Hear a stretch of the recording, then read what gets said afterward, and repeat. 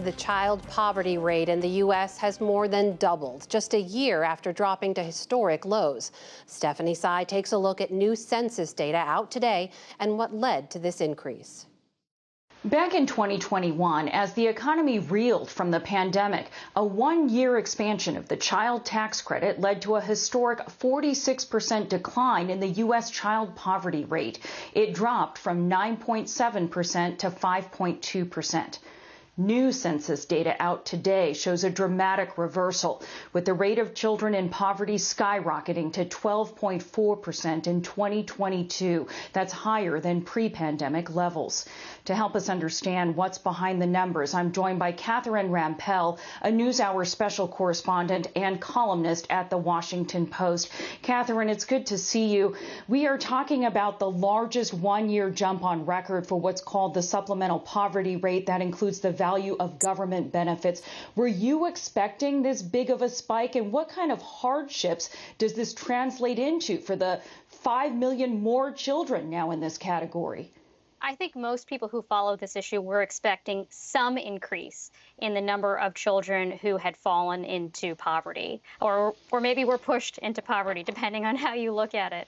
But these numbers are astounding, I think. You know, more than double the child poverty rate in 2022 that we saw in 2021.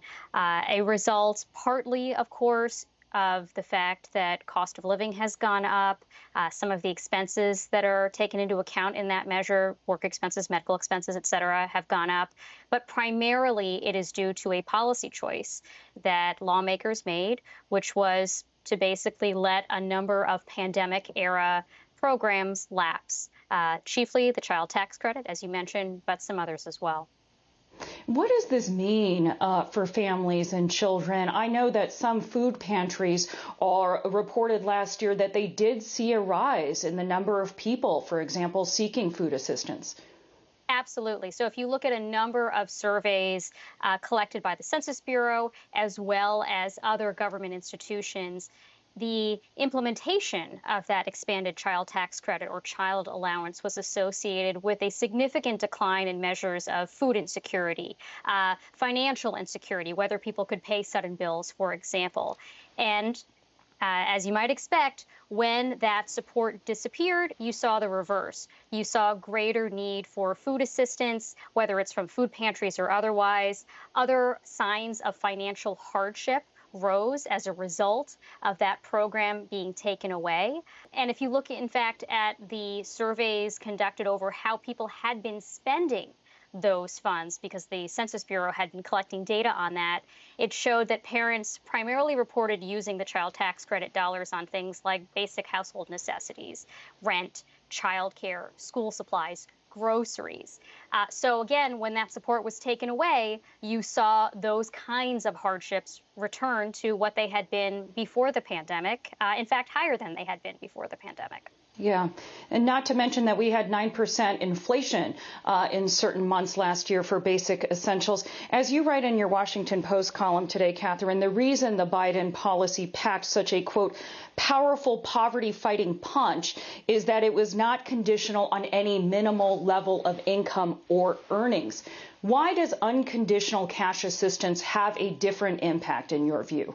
So this was among the ways that this version of the child tax credit differed from prior iterations of it, which, to be clear, had been around for many years, had been expanded under Democratic and Republican administrations alike. But this was the first time that it became available to families with little or even no earnings. So let's say you're a kid and you're being cared for by an elderly grandparent who cannot work.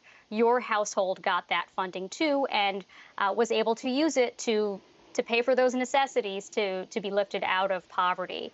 However, this aspect of the child tax credits design, the child allowances design, has been controversial, right? There have been fears that maybe giving money to households not conditional on work or any sort of earnings could discourage employment. Based on the research to date, it does not look as if this expansion of the child tax credit had that effect. There are certainly models out there that suggest that it could have some sort of depressing effect on labor supply, on employment. Those are, endlessly debated, those kinds of models. But that's part of the reason why this version of the child tax credit has been controversial, why no Republicans support it. However, there have been a number of Republicans who have gingerly put forward their own alternative versions of an expanded child tax credit, maybe with some kind of modest work requirements in there or a look back, suggesting that the parents or guardians had prior years of earnings. So it does seem like there might be room for compromise here, potentially later this year, as lawmakers are hashing out some other negotiations over tax breaks and whether they should be extended, that there might be some room for a version that looks not quite like Biden's version, not quite like what Republicans are putting forth, but potentially somewhere in the middle. Well, certainly millions of American families watching to see if there's a revival of some sort of this COVID-era policy. Catherine Rampell with The Washington Post, thanks so much. Thank you.